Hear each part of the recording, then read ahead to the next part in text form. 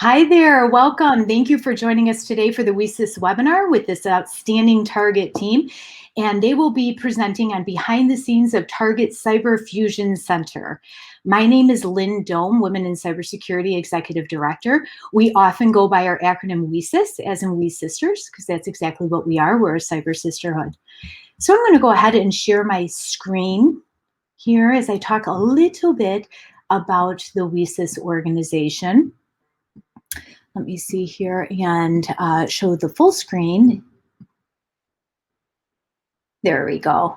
So we're a nonprofit, a 501c3. We started in 2018, and we're comprised of over 4,700 members of women, male allies, and advocates, all with a strong mission and passion to recruit, retain, and advance women in cybersecurity. And we do so by creating opportunities. We have an online member forum that has special interest groups within the forum, such as neurodiversity in cybersecurity or Latinas in cybersecurity, data privacy, cybersecurity law, research in cybersecurity. So you name it, you have a special interest group within our community. And if you don't have that interest group available to you, it's very easy to go ahead and start your own. We have many different training programs, such as the Security Training Scholarships made possible by Google, the AWS Learning Series made possible by AWS, in addition to the Gamified Cybersecurity Challenges made possible by Target, our fabulous strategic partner that's presenting today. And we did that in partnership with ICMCP.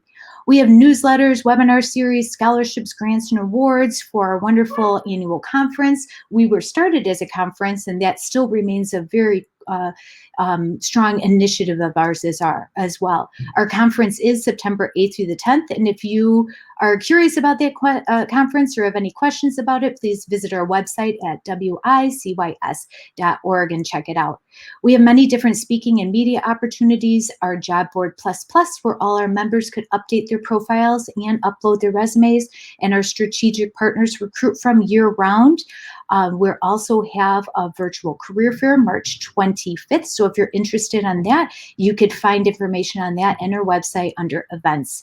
We have a very strong Veterans Assistance Program, a Veterans Apprenticeship Program, a Speakers Bureau. Our mentor-mentee program is outstanding. I absolutely love it. We have 707 mentees, 185 mentors, and we developed a 12-month structured framework to upskill and up-level women in order to prepare them for advancement in their careers, no matter at what stage that they're at. We have allies and advocates for action, 35 professional affiliates all throughout the United States, and including Austria, Canada, East Africa, Southern Africa, India, and the UK, and 114 student chapters in Canada, India, Nigeria, and Costa Rica, and the United States. So we have representation in 69 countries, and as you can see, we're doing a lot and always moving and shaking. And we owe that to our special thanks of our founding partners, Cisco, Facebook, and Palo Alto, and our strategic partners, AWS, Bloomberg, Carnegie Mellon, Cisco, Facebook, Lockheed Martin, Microsoft, Optum, Google, Nike, Sentinel One, Workday, Federal Reserve Bank of New York, Flatiron, Fortinet, Here Technologies, the Home Depot, IBM, Oak Ridge National Lab, Palo Alto Network, SANS Institute, SAP, SpearTip, Starbucks, Target, which brings us the webinar today, and University of California, San Diego, and Verizon. And so with that, just a little bit of housekeeping is that we have this incredible team. They're going to be doing and walking you through the Fusion Center and be doing a presentation on that. But ask a lot of questions all throughout the entire webinar. When the questions pop in your head, put it in the chat feature. And we're going to have Josh at the end moderate those questions, and we'll be answering those. So if you're not already engaged with WeSys, we encourage you, of course, to join us. We're a member-based organization. And also subscribe to our newsletter. And all information could be found on our website, which has that URL right there. And then we're everywhere in social media. We have a Facebook page, group, Twitter, Instagram, and LinkedIn. So go ahead and check that out too. So I am going to head and stop sharing, if I could. Stop sharing. All right, there we go. And with that, I'm going to hand it over to Jody. She is VP of Cybersecurity at Target, and she's going to take the webinar from here. Thank you, Jody. Perfect. Thank you, Lynn. Whenever I hear Lynn go over all of the things WeSys is doing, I'm impressed every time. So thank you for that, Lynn. As Lynn mentioned, I am Jody Kaut. I'm VP of Cybersecurity at Target. We really appreciate everybody joining today. We hope you get a lot out of it. But I've been with Target for almost 15 years now, and I will say I've loved every minute of it.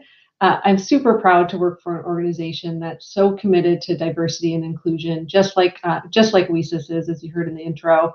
Target truly creates a culture where, we work hard to make sure everybody feels that sense of belonging. I truly believe that when you show up as your authentic self, you bring your best self to work, and that's really a win-win for everybody, including the organization. But we do know in the security industry, we still have a lot of work to do in order to bring more diversity into the field. And Target commits to doing just that through our partnerships with organizations like WESIS, ICMCP, Executive Women's Forum, and others. And today, I'm really excited to be here with some of my crazy talented team. They're going to give you a look behind the curtain of what a day in the life of the Target Cyber Fusion Center looks like. Hopefully to both give you some ideas of maybe what we do that you could take back to your own organization, or just give you a sense of various roles across our cyber team and in a security career. Now, of course, the cyber team is just one piece of the larger security organization at Target. There are so many additional roles in security that we won't get a chance to give you a sneak peek at today. Think of things like vendor security, risk assessment, compliance, security engineering, and so much more.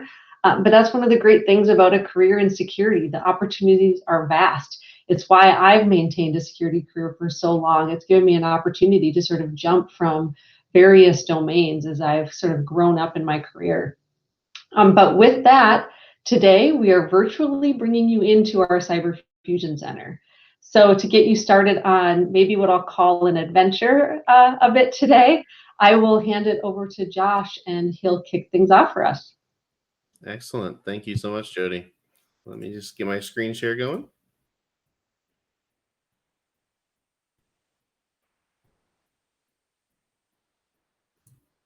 All right. So as Jody mentioned, my name is Josh Martin. I've been on Target cybersecurity team for about 3 years now, and I'm really just going to set the tone for today. So at Target, we operate as a cyber fusion center rather than a traditional security operations center or a SOC. What does that really mean?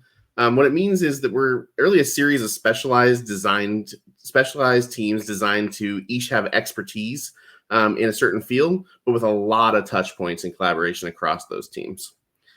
So we're also an Intel-based cyber fusion center. So on the screen here, you see we have a small subset of the teams that we'll highlight today. We have the Cyber Threat Intel team. This team knows the threats and threat actors against Target better than anyone else. We have our Threat Intel Detection Engineering team, a team of talented engineers who specialize in understanding just how threat actors' actions, tools, and infrastructure work so that they can build world-class detection around that. We have our Cybersecurity Incident Response team. It's a group of analysts who focus on initial incident response and containment. And then we have our Enterprise Incident Management team, or EIM. That team is responsible for communication, coordination, and escalation for all high-severity privacy and security events across the organization. So our workflows are pretty fluid. So with an ever-evolving threat landscape, we really have an ever-evolving dynamic cyber team. So you see here that really that passes around and we hand off and have high touch points between the teams. So now we're going to turn up the heat just a little bit, and we're going to simulate a scenario, highlighting in depth what each team does and how they work together during an incident. So join us for that adventure. Awesome. Thanks, Josh. So my name is Terry Woodman. I'm on the Enterprise Incident Management team at Target, and we really, as Josh said, handle the coordination, escalation, communication, and remediation of these high severity events. A little bit about me. I started in cybersecurity only about 2 years ago after spending 12 years managing contact centers. I absolutely love being in cybersecurity, specifically inside of Target, because it's fun to sit around every day taking time to make sure that Target, its guests, and all of our partners are safe. It's a really, really rewarding job. In this situation, we just want to walk you through an example of a high severity case that impacts Target's partners and vendors with some pretty startling regularity. This case is really made to focus on our cross-functional capabilities across the Cyber Fusion Center. And we're going to just walk you through this virtual case, again, a mock scenario, as it would have been unfolded for us. So without further ado, we're going to take you back to June 20th. We received an email from a vendor saying that they've experienced a ransomware attack. And as you can see, the only information we have is simply that they were ransomware and that they have this message sitting on their computers. And that's where EIM has to spin in and start helping out in this situation. So the first thing that we're going to do as EIM and what our task is to understand, what does this company really mean to target? So what we do is we take a deep dive in understanding, what does the company actually work with and what do they do inside of our enterprise. So we look and find that Globex Corporation, the fictitious company in this situation, supplies Target with 550 contractors. And those contractors provide services for Target guest relation contact centers. So those contact centers that are taking calls from guests for helping out with Target.com orders, maybe questions about their Target Red Card or any other concerns. So the fact that this vendor is down means that there could be a massive disruption in services for our guests. We're also going to look at what access this contractor has. And since this contractor is accessing systems that have guests' personal information and payment information, our awareness goes up quite a bit because this data is considered PII and PCI. So that could mean that a threat actor that was inside of Globex's organization could try and pivot using some of those contractors' access to compromise our target network or our guest data. So that's really where our large concern lies now. So before we take any other actions, though, it's important to know what threat actor we're up against and what the situation actually looks like. Luckily, we have a team that's dedicated to providing this type of information. So we're going to go over to Cyber Threat Intelligence and find out what they know. Great, thanks, Terry. To introduce myself, I'm Kelsey. I have a background in cyber intelligence, critical infrastructure, and engineering.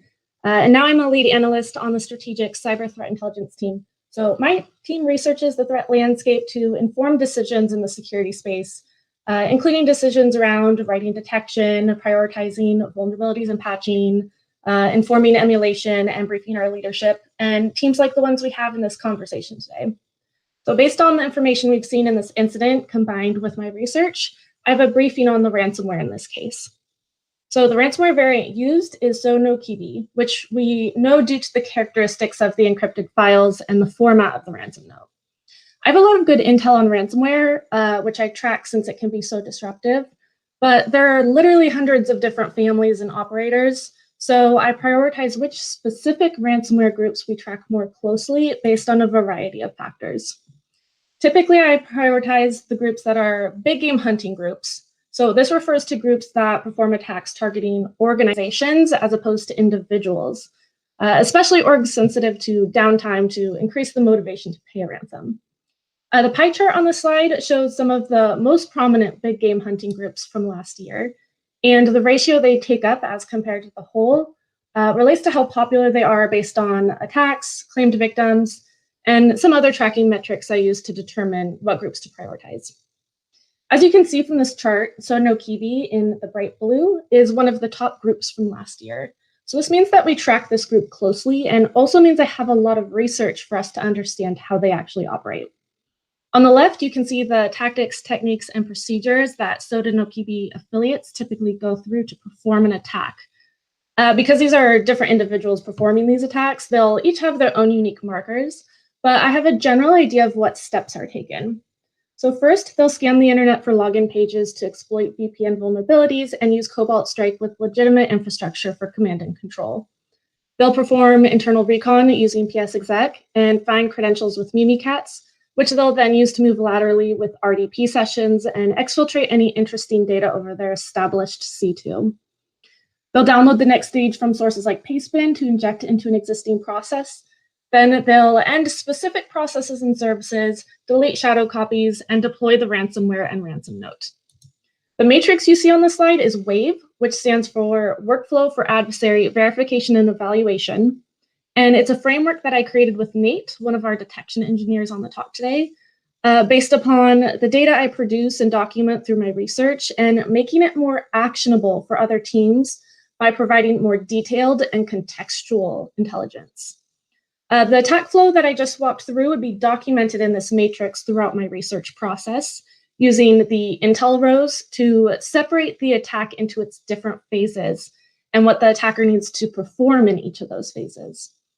And this intelligence is available to all of our partner teams to evaluate our coverage and protection against these actions and tooling by using the detection columns at the top, which indicate where the action takes place related to our network boundary.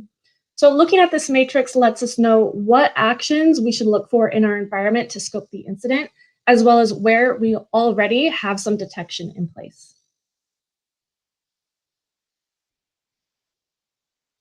We now have a summarized profile on Sodinokibi to inform further actions that I'll brief the group on. We know that the Sodinokibi group runs as an affiliate business model.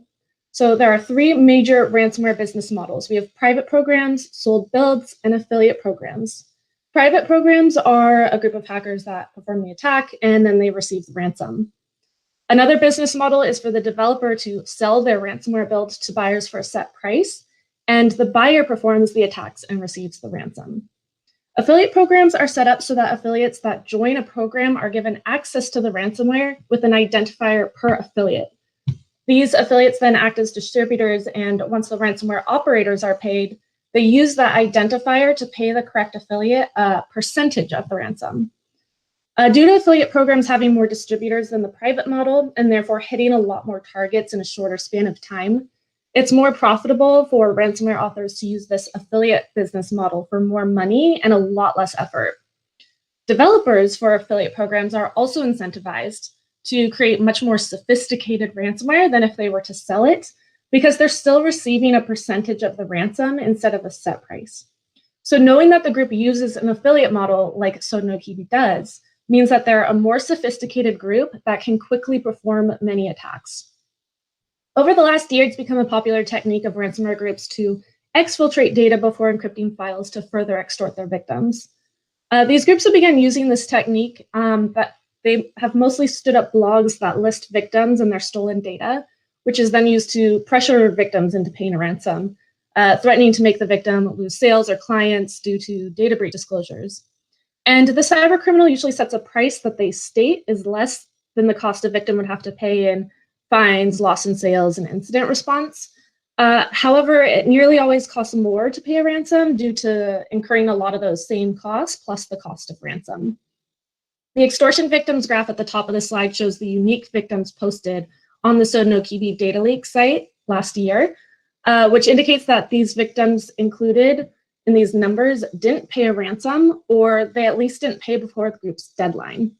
So I keep an eye on a lot of these data leak sites to make sure we're aware of any vendor compromises, which could lead to a pivot by the attacker into our environment, or it could lead to our data that a vendor hoster has access to being posted on one of these data leak sites.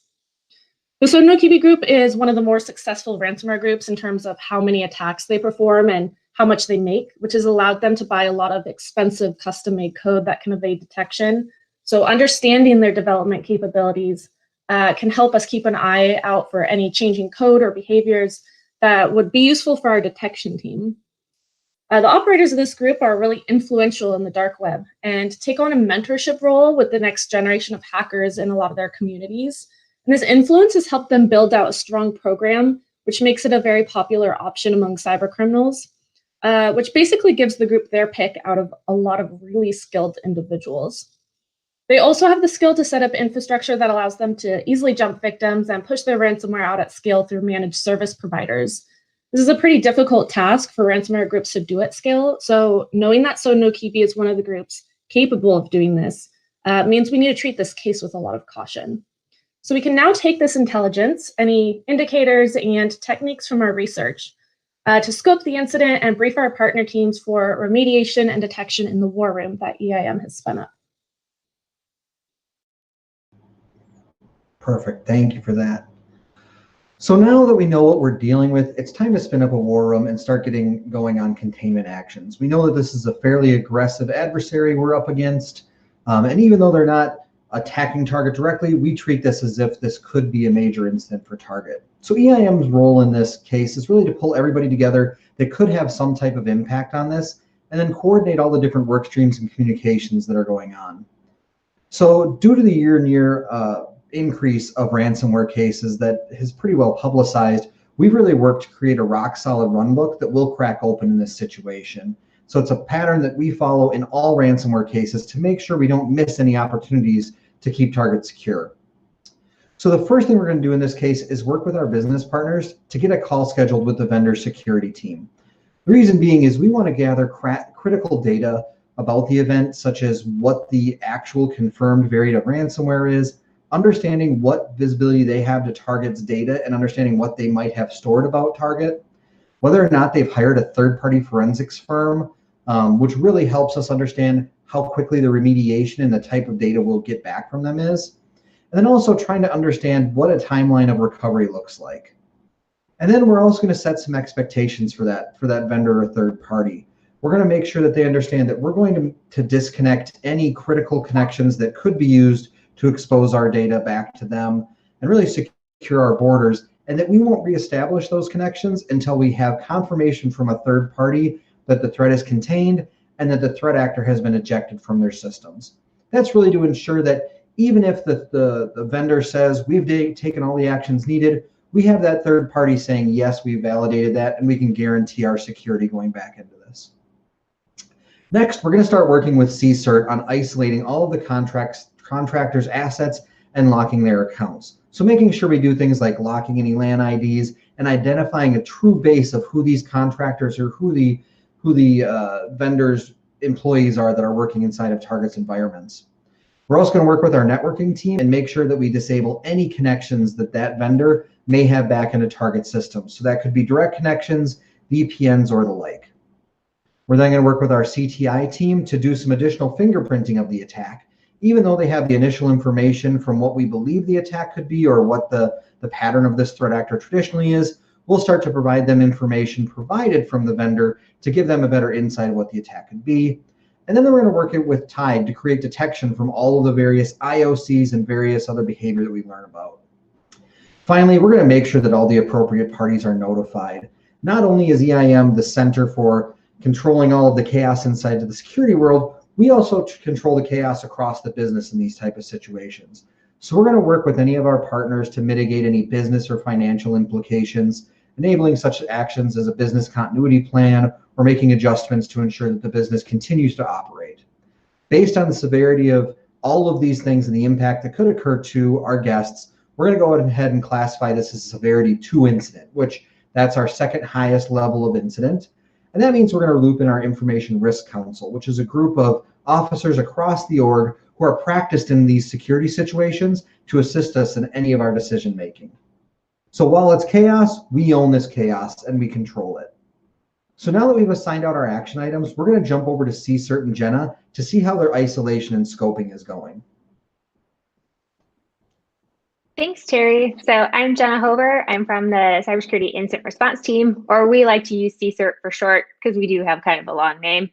So really the goal for my team is to determine if the attacker utilized compromised Globex Corp accounts to access target resources, or by taking advantage of existing email connections to deliver malicious documents.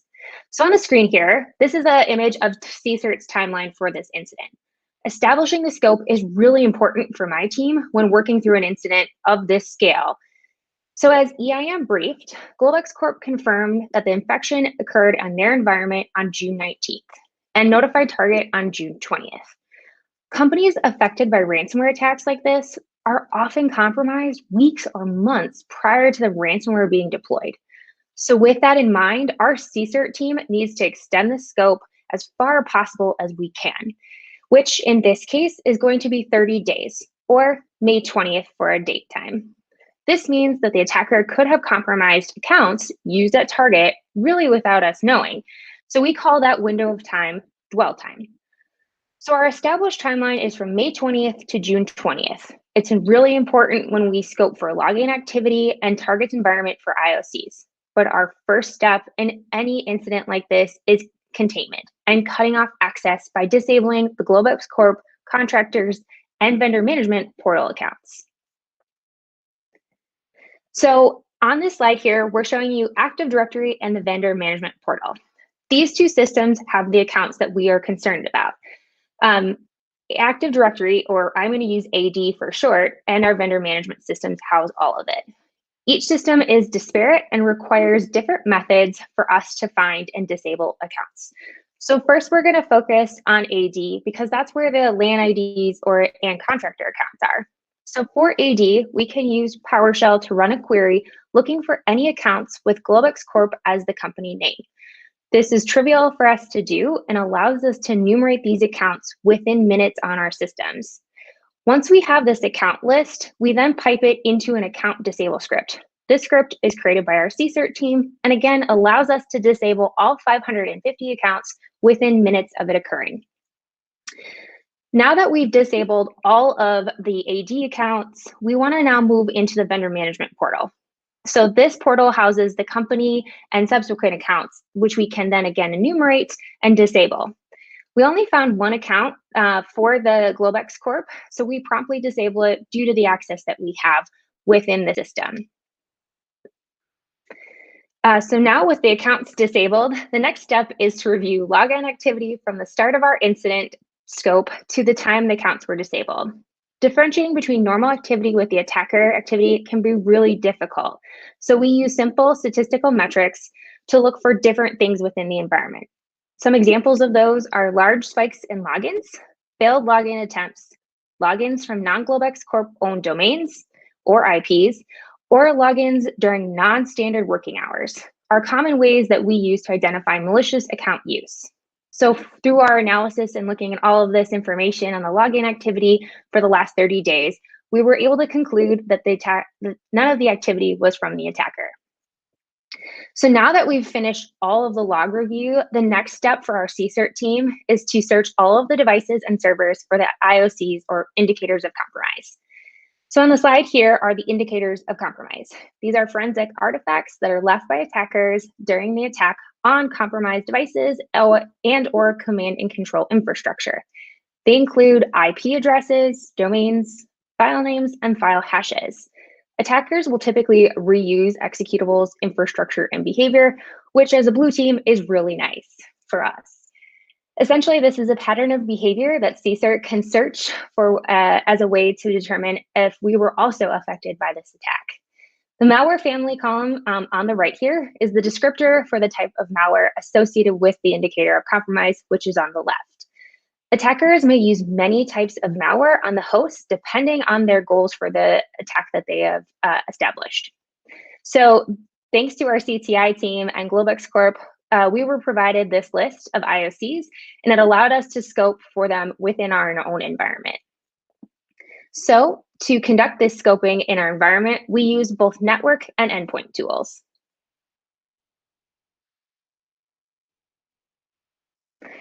With these two platforms, CSERT can search across target's environment in a matter of minutes. For instance, I can search for that system1_a.exe file in our endpoint tools and get a response back from tens of thousands of machines within just a few minutes. So if we identify any device that has a hit on for that specific IOC, we assume that the device is compromised and immediately isolate it from our network. This disables all network traffic with the exception of a few specific connections to specific servers. This allows our CSERT team to continue analysis while cutting connections to any outside IPs or domains. By using this IOC list, again, we can quickly determine if any systems from target are compromised in a similar manner to Globex Corp. If we identify any, we would immediately escalate to EIM as well. In the bottom screenshot, we actually have provided an example of our searching in our SIM environment for any emails sent from Globex Corp, as one of the main concerns for this case is them actually sending phishing emails to a target employee. So now that we've walked through the steps of the CSERT team, to wrap things up, we have disabled all accounts and we have finished endpoint and network scoping, and we were able to conclude that no devices or accounts had any indications of compromise within our environment. So next up, I'm going to hand it off to Kyle Eaton from our threat intelligence team, and he is going to show you how they fingerprint this attack. Thanks, Jenna. I'm Kyle, and I'm a lead analyst on the tactical threat intelligence team. And I'm at just under 5 years at Target. So in this case, I'm focused on filling in the gaps around what we don't know as well as developing collection rules that allow us to stay ahead of the attacker. So to recap, what do we know? So we start out, we know that we're dealing with so no keyb, and that was deployed to a vendor. And we know the domains that were being used. Also, based on the third-party IR reporting, we have a handful of malicious artifacts that were found on compromised systems, but we still don't really have the full picture just yet. So the first thing my team is going to do is we're going to try to expand our knowledge around these malicious documents. So we want to be able to provide the best chance for target to get in front of this attack. So we're going to look for malicious code and image lures being used by the attacker to see if either of these appear to be unique to either the attacker or malware family. So the image lure, that is the picture that the attacker puts on the document to entice a victim to enable the malicious code to run. Luckily for us, in this case, both the macro code and the image lure are fairly unique to the actor. Because of this, we are able to create collection rules around both of these, both the macro code and the image lure, which will let us get ahead of the attacker in this case, as well as if they were to change either the code, how that runs, or start using a new image, there's a good chance that we would have visibility into that pivot because we've doubled up on the collection rules. And I'm also going to follow the same process with the malicious domain. So I start looking into the registration records to see if there's anything unique in either the pattern of how the domain was registered, in the contact info, maybe even in the domain name itself. So I'm able to look at things like the email address that registered the domain, the name server that it's registered with, the SSL cert that they're using, and piece all these together to try to find patterns that show additional domains that they're using. So all of this allows me to not only paint a better picture of what happened, but also it allows us to get ahead of these attacks in the future. So all of this information is collected and passed back to IR for additional scoping. Also, it is passed over to Nate on the detection engineering team to see if any of this can be used to create detection for target. Hi, my name is Nate Eichart, and I'm a lead threat detection engineer, and I've been at Target for almost 3 years. My job is to receive threat intelligence and use it to create detection rules to catch threat entities who are trying to attack our organization. There are two main approaches to threat detection: proactive and reactive. Reactive detection rules are those that are created after a successful attack is observed within our enterprise, such as a phishing email being delivered to an employee rather than being blocked by a mesh of security tools. The evidence from the successful phish delivery would allow us to create detection content to prevent similar attacks from being successful in the future. This isn't optimal though, because it allowed the original phish to be delivered undetected by security mechanisms in the first place. Proactive detection, on the other hand, is when we utilize the evidence from indicators that have been made public, or like in the instance of Globex, a trusted relationship exists. There are many frameworks that can help us evaluate the severity of threats and choose the best course of action from a detection or prevention standpoint. MITRE ATT&CK and the cyber kill chain are two of the most well-known. They both break down attacks or tactics into the phases that they occur.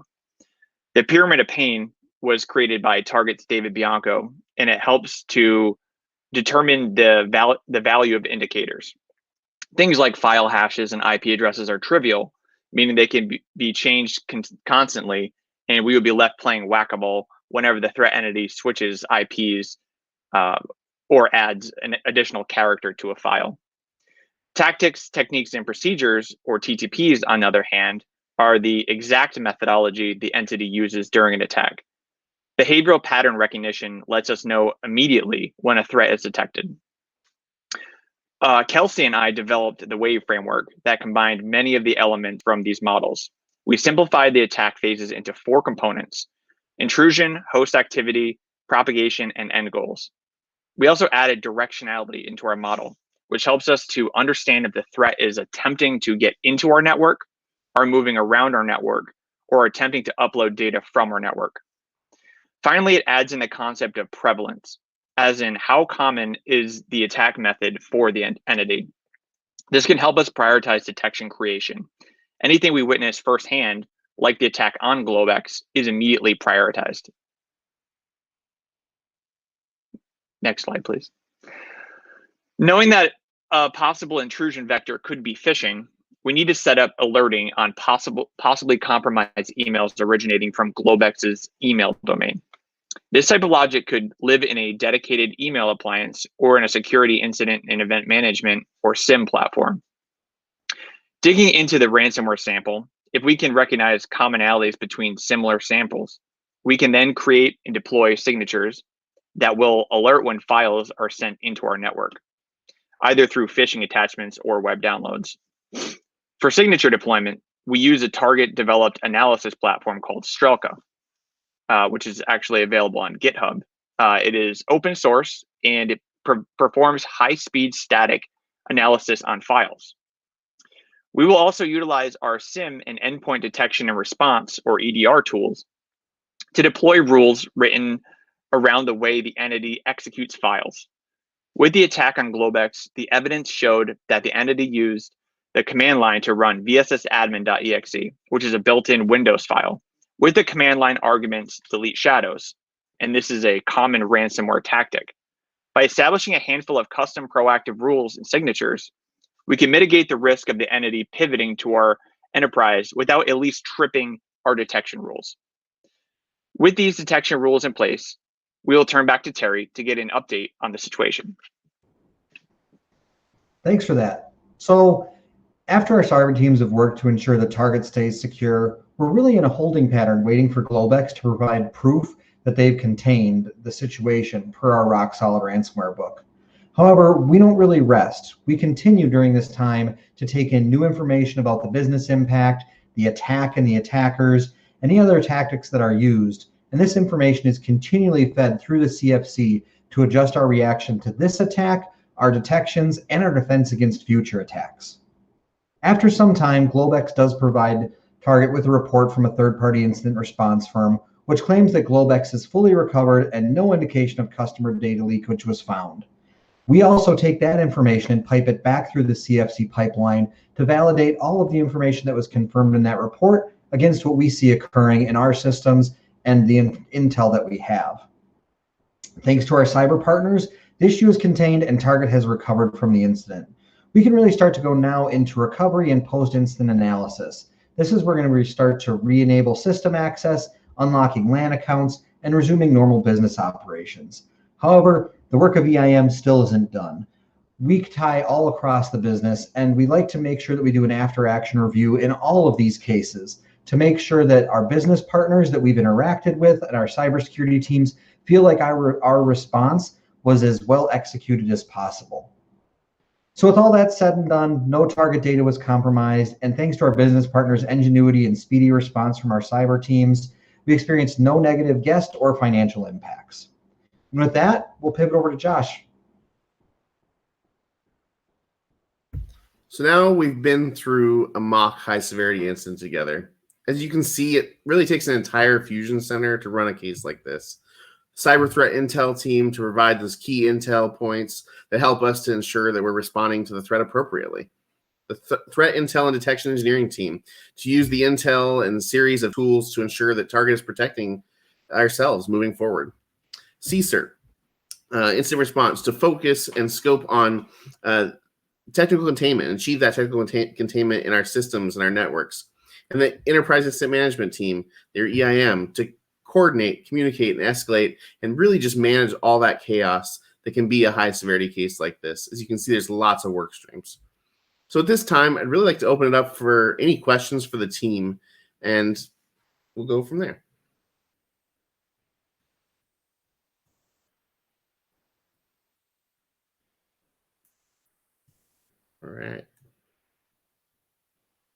All right, so looking through the questions here. One of the first questions here is Target hiring? I would say yes. Jen, I know you have an open on your team. I'll pass it over to you. Yeah. So on my team, we have a senior incident response team member. So we are looking for somebody who has some experience in incident response and wants to join our team. We have an awesome group located here in our US office. So if you're interested in that role, please connect with me on LinkedIn, or you can check out careers.target.com for those postings as well. Great. Got one here. For partners and other members of the community, how do you typically balance sharing elements of the Fusion Center without revealing too much? Somebody from our Intel team want to take that one?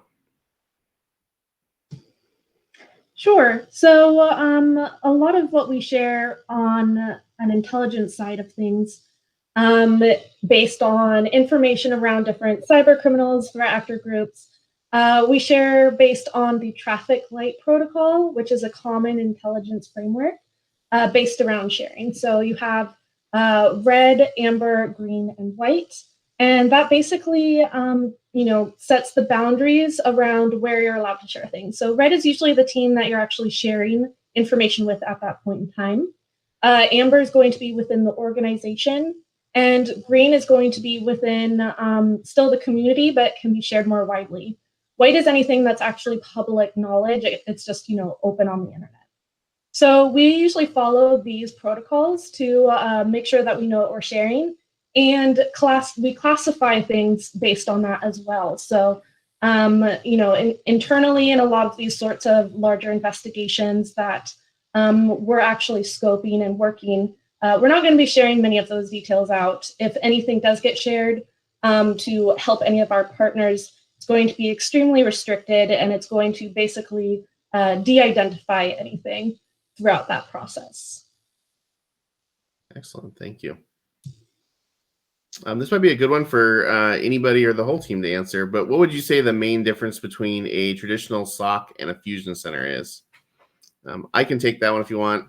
So really, in a traditional SOC or Security Operations Center, you would really have less specialized teams. They're doing a lot more. And that really varies, right, depending on your company, your scope, and your team. But traditionally, you're doing a little bit of everything. Whereas here, we have a really specialized teams that are able to really focus on that data, that intel, that detection, the actual engineering to stand up that detection.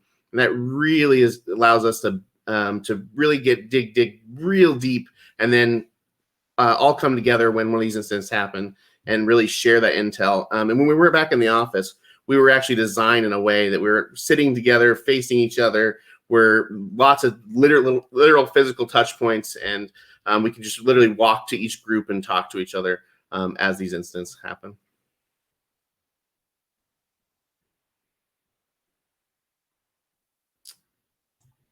Another good question here. Have there been any difficulties moving into a remote environment? Anybody want to talk to their specific? I think I can, just from the portion of EIM where we're managing a war room now virtually, we would traditionally have a room that we would gather everybody into and talk one-on-one through these situations. And it's been an adaptation to start working remotely, and how do we use and learn all of the tools that are out there and really start onboarding new tools to make that work properly. I think the biggest thing that we've gotten used to is the fact that we've switched more over to the analog means of getting on a phone call and getting on a Zoom call rather than relying on email, and really just reinforcing that direct connection one-on-one via these calls to kind of recreate the war room experience. So it was a little bit of a transition, but now we found it to be actually a pretty healthy balance for everybody. Thank you, Terry. This might again be a little bit for Intel, but does the CFC perform any kind of prediction, or are they more reactive? Yeah, so we do perform more of what I would call forecasting as opposed to predicting. Predicting, it really starts to get into this is what's going to happen. But we do have general forecasts based on a lot of our research. So on the strategic side of things, we're looking at the threat landscape. We have a deep understanding of a lot of the groups that we prioritize.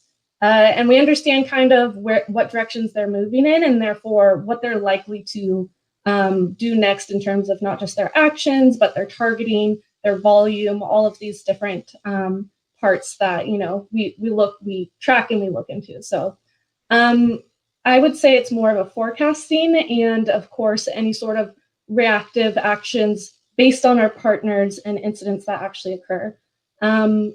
If you want to call that predicting, I guess we do, but I would call it more forecasting.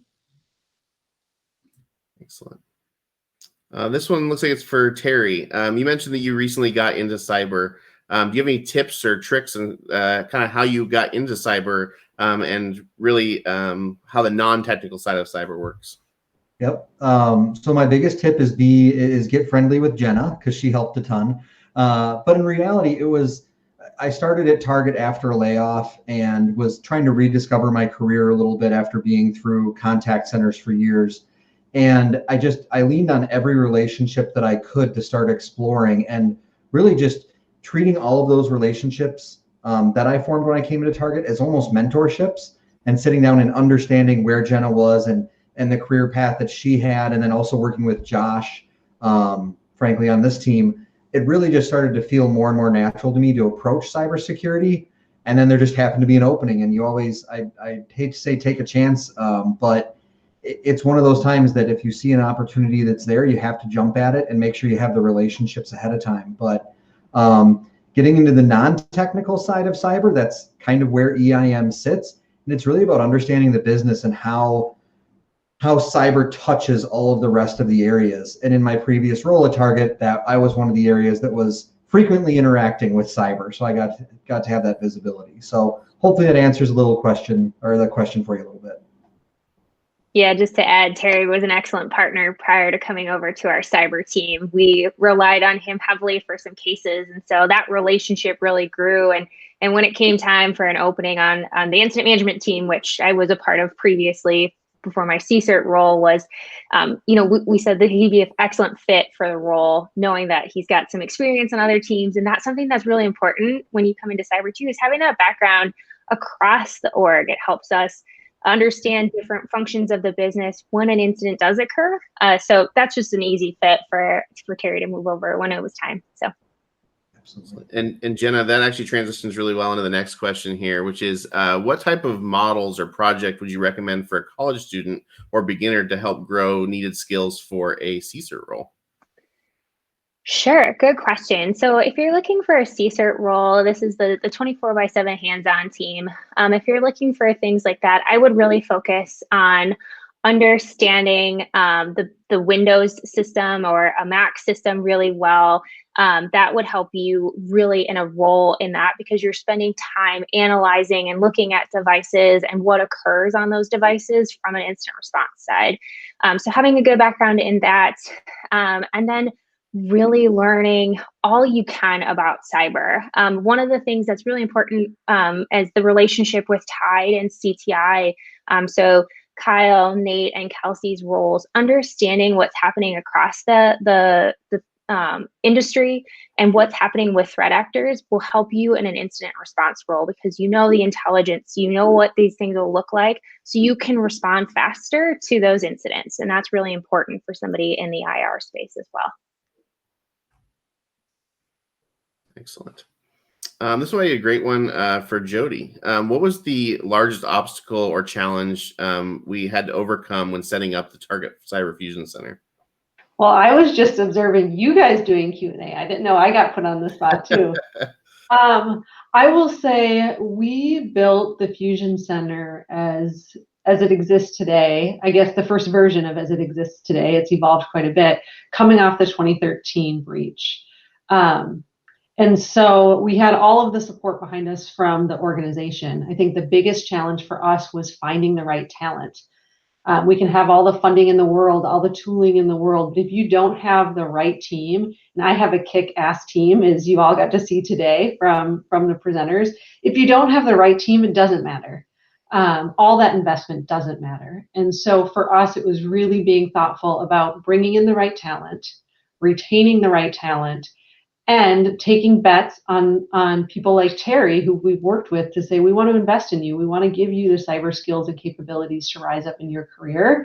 And none of that is easy, but that's the key to success of any Fusion Center, is just having the right talent and keeping that talent happy. So that's the main role of my job, is keeping this crew happy, because they're really, really good at what they do. So I think that's probably the hardest part, is finding that talent and retaining that talent. Excellent. Thank you. Have cyber attack attempts gone up since the pandemic has started? That might be a good one for our CTI data. I think you had a slide that kind of showed a little bit of that. Yeah, so it definitely has. So we've seen an increase in a few different areas. So initial vector into a network, a lot of times this is through phishing. So we've seen a lot of phishing templates that have used the pandemic to kind of entice users to click on any of these links. So for instance, things around the vaccine or COVID-19 numbers and stats. There's been a lot of phishing lures based around these different themes. Then we have the different remote working platforms that a lot of companies have kind of been forced to use. So there's just a lot more access and applications that there's potential for there to be vulnerabilities through to enable any sort of initial access, privilege escalation, things like that.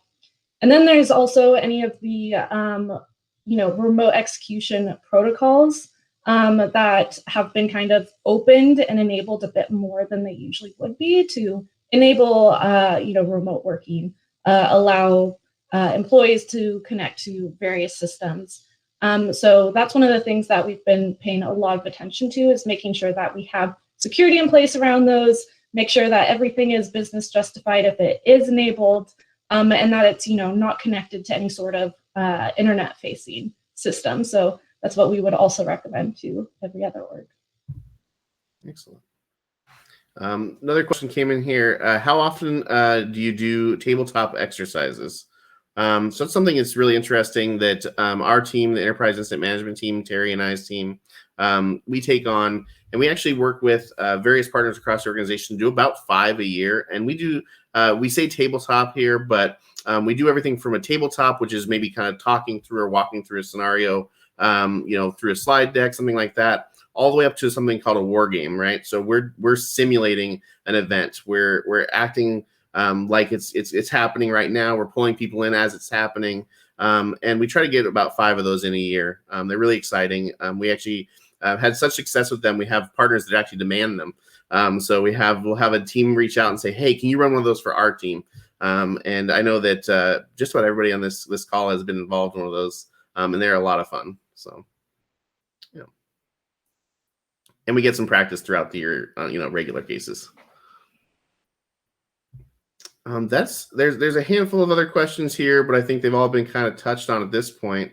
I know there was one question early on. Will these slides be presented or be available later on?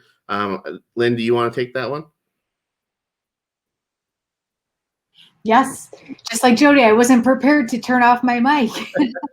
So yes, actually everyone that is registered for this webinar will receive a recorded copy of the webinar. But if you want the slides in particular, let me just get approval from the target team, and you could email me at lynn@wesis.org, and I could go ahead and forward them to you upon approval. So there you go. Excellent. And is that a wrap? Is there any other questions, or that they're mostly been already answered, right, Josh? Yeah, I think so. We touched on it at least. I'll at least just take a second to say thank you to my team. They're a very, very, very busy team. So thank you for taking the time to pull this together and share it with the WESIS community. I really appreciate it. I beam with pride whenever I get to sit back and just hear you talk about what you do, because you all do it so well. So thank you for that. But then, Lynn, I can hand it over to you to wrap us up. Yeah, I mean, I was just going to say the same thing, Jody. I mean, this is an outstanding team that is just doing amazing things. And it was really great for you to offer up your time to the WESIS community today to show your authentic selves and to really be here sharing your knowledge and your wealth with everyone and walking everyone through what you do on your day. So it was really valuable webinar. I learned a lot through it all. I loved listening to you all. I really like putting faces to names, and so this was a great opportunity to know some of you even better. I know that a couple of you are part of our mentor-mentee program, so thank you for the contributions that you are doing in the cybersecurity workforce, but also to the D&I initiatives out there as well. So we really appreciate it, and that's a wrap. Thank you everyone for joining us. You'll receive a recorded copy. If anyone that's watching has any questions at all for the Target team, you could certainly send them my way at lynn@wesis.org, or if you have any questions at all about WESIS, hit me up as well. So we'll call it a day. Everyone have a great afternoon. Thank you so much. Thanks, all. Bye-bye. Come on.